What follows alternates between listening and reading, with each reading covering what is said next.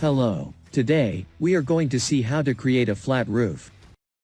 In the layout step, you need to add a level. This action allows you to create a new slab on level 1 and this creates a false ceiling on the lower level. In the roof step, click on Flat Roof. You must draw the roof on the area, point by point, on the exterior walls. For a project with only one roof type, you can use the automatic roof detection. You will have the same result. When the flat roof is created, you will be able to see the parapets. To delete a parapet, you must click where you want to delete it and unclick Parapet on the Options panel. In these options, you find and modify the height of the roof and the height and thickness of the parapets.